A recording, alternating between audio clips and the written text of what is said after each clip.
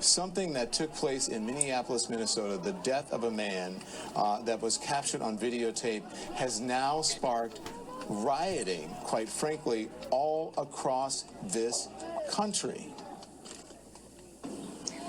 Yes, we are seeing unrest throughout the country, not just in Minneapolis and Minnesota.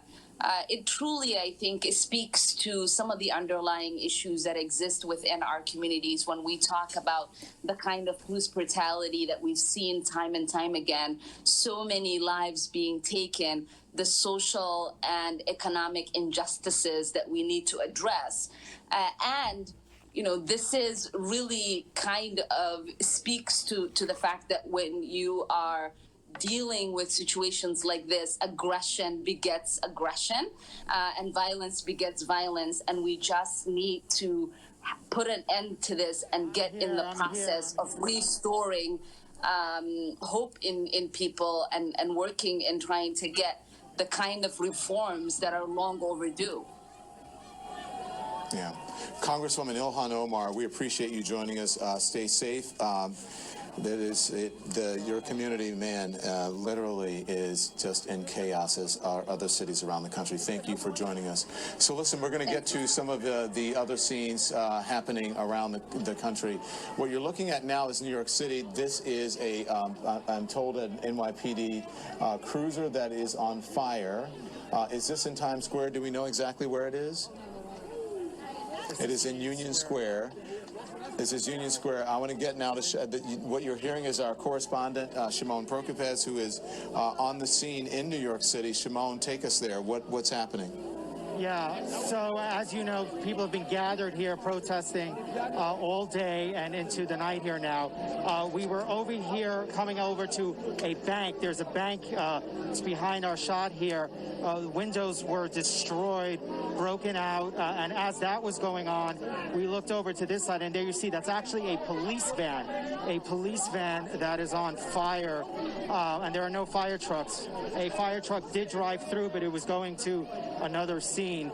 We don't know how this happened, but protesters have been gathered all around here all night now, and how this van caught on fire, we don't know. There's another fire that's burning behind us, so there's smoke really all around us from this fire, and you can see the flames just growing here. We've been hearing popping sounds coming from the van, but that's what's happening here, and certainly as you can see, this situation here has escalated. Police are just standing back. Most of the people here are standing back. People are chanting, everyone, and just watching as this police van burns, Don.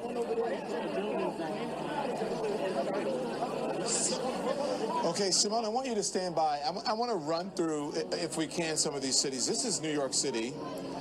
That we're looking at. Again, this is Union Square, and you can see there's a police cruiser on fire there. So, I mean, clearly, obviously, New York City police did not want this to happen.